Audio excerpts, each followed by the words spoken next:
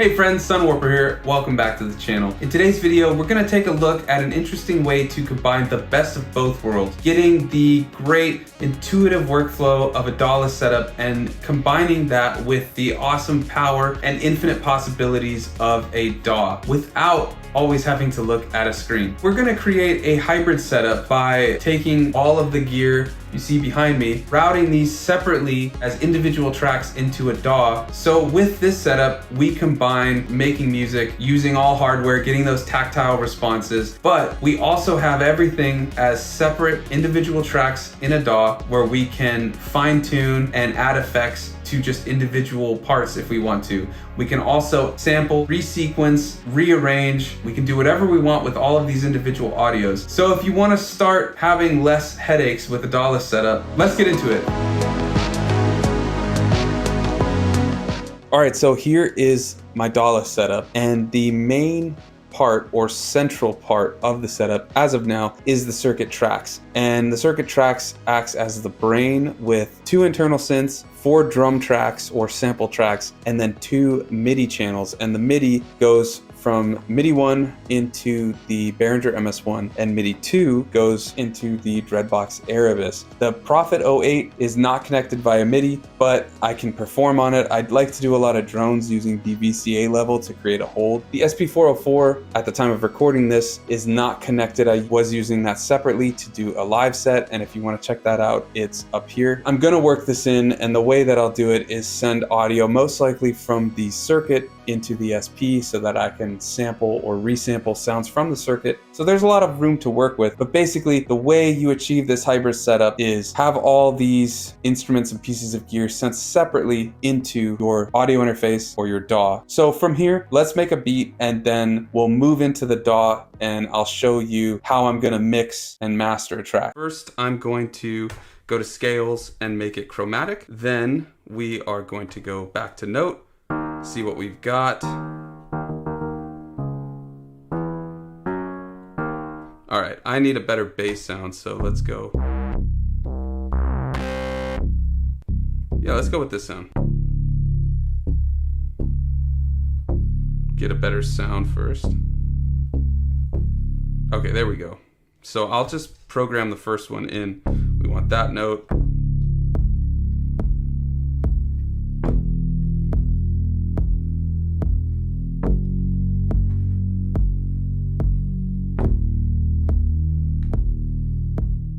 Let's just find the synth part. Oh, that's perfect. We'll do that one. Okay, and I will just program in. Yeah, I like this pad better. We're gonna go with that one. Let's start adding some drums.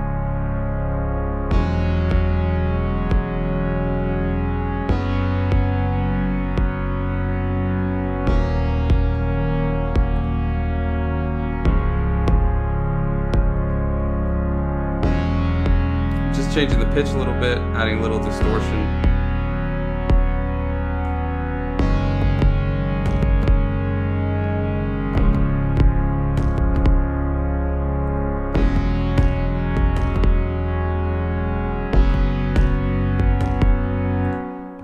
Let's move that one over here, delete that one.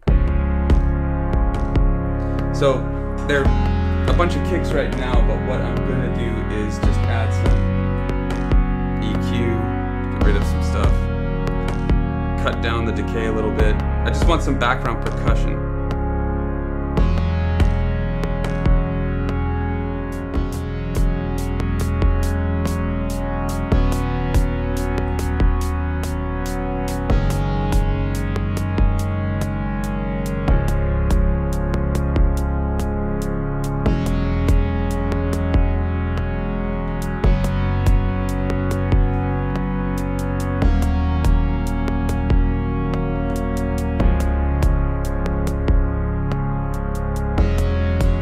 Add some micro steps to these. Not quite.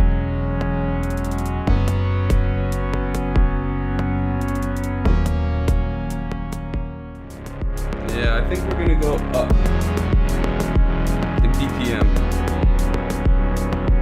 There we go.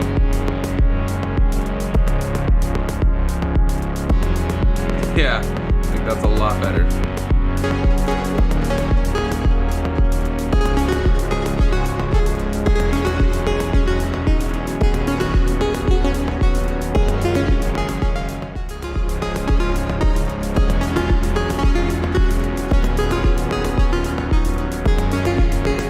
And let's slow down the pattern.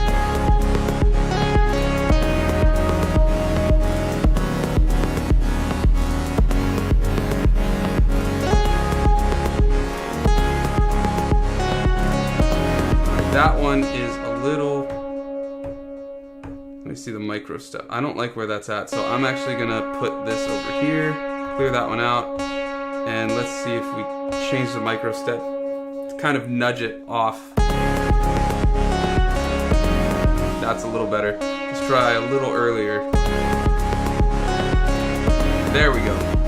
I'm actually gonna see something. If we go to micro step, let's see if we put this one here. I wonder if we can get a second note that's here. Oh, maybe we can actually. I'm wondering if these two are, yeah, these two are the separate notes we have on this pad. So we can micro step to get that slide. Let's see how it works.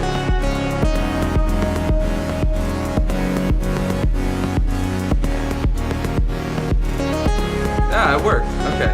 We could make it a little more of a quick one, but we'll let it slide for now. So I actually didn't know this about the circuit. Each pad, if you have multiple notes, each note will be on this bottom pad. Pretty cool, so you can actually do micro steps for each one. Now we have to figure out sequencing and how we want to kind of have the track go about. So, I mean, the simplest way is start with the kick. That sounds so dark till you add the chords in.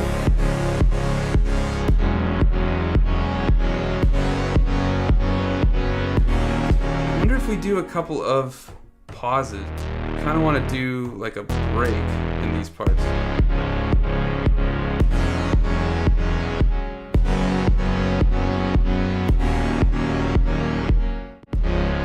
I like that actually. Gives it a little more. And then we just have to do it for the second pad. Now we need some snares.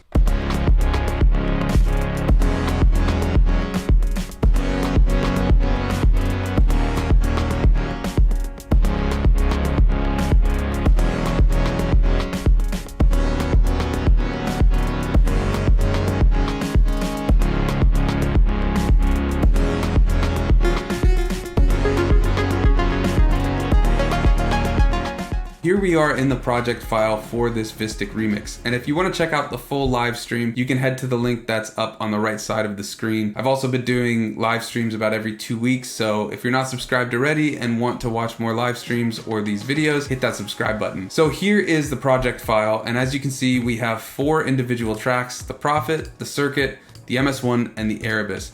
We also have a 5th track that's called Audio 2, but it's MIDI. And what this was, it's the next step of this process that I'm working on. I had MIDI being sent out from the Prophet into a MIDI hub and into the DAW. So with these instruments as individual tracks, I was able to add a ton of effects on a per track basis. So I have all these different effects that you can see on the left side. So for example, I was able to add compression separately to just bring all the levels of the different sounds together. MS-1, I was able to add echo, and because I synced it to the BPM on the circuit, 112, the echo is time sync. So make sure if you're doing this setup that you either sync your MIDI with your computer, or just make sure if you're working at a BPM, set the BPM in your DAW. The biggest asset of this setup though is post-recording. So after I recorded, I realized for some segments, I really wanted to have some more movement, like remove the highs, use a filter or something. And so you can see on the circuit here, when I wanted the track to come down a little bit,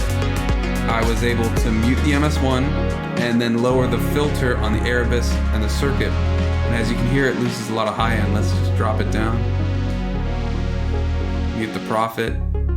After recording the Dawless jam, you are able to make these changes. And that's what I find so awesome about this setup, is that, let's say you go, this part would be perfect if I could just bring down the filter on just the circuit, or just the Erebus. Well, with this setup, you can take these individual parts down, you can mute them, you can add delays, you can do whatever you want without having to redo the recording or anything like that. Another awesome feature of this dual setup is that if you're recording in some MIDI, like we talked about with the Prophet, you could add another MIDI instrument or drums or whatever you want and move this MIDI in, and now I've got another synth playing the same part as the Prophet. So let's say in the chorus I really wanted the synth to hit harder, I can add it.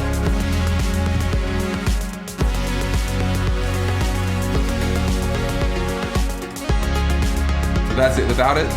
Turn it back on. Now we've got a really big hard-hitting chorus with another synth on. And that's just the beginning of it. You could add additional drums like I was saying, anything like that. So that's how I've built my hybrid setup. Do you use a similar setup? Are you looking to get into a setup like this? Let me know in the comments. I gotta tell you, it's been great to record something and be able to adjust just individual parts. I mean, that was always what was holding me back from sticking with the Dawless setup exclusively. And now I don't have to worry Dawless, DAW, whatever. It's all one combined ecosystem, and I can take away from it when I need to. If I want to go just Dawless, if I want just one piece of gear, I can do that, but I can put it all back together and have this infinite possibility of sonic whatevers. I don't know. I don't know how to phrase it, but I can put it in with the DAW and do whatever I want with it from there. I can sidechain things together. Like with the SP, there is no sidechain, but I could sidechain if I do the SP just as drums and do a synth as a separate track. Now I can sidechain it. So it's an awesome way to open up a Dawless setup, but also not be completely reliant on the DAW and getting that option paralysis when you open it and you see tons of synths, tons of presets, all that stuff. You don't have to worry about it. You can mess with your hardware as much as you want, record as much as you want, and then edit things as much as you want. And how much or how little is up to you. If you want to check out any of the gear that I've been using in today's video, you can head to the link in the description. If you purchase anything from those links, I get a small commission at no cost to you. It's a great way to help the channel, and I appreciate the support. If you're looking for some new music, head to sunwarper.com. I've got my new music for Imagine Landscapes project. It's a new piece of art and accompanying soundtrack to that art. But of course, just hanging out is more than enough. So thanks for watching, and I'll see you next week.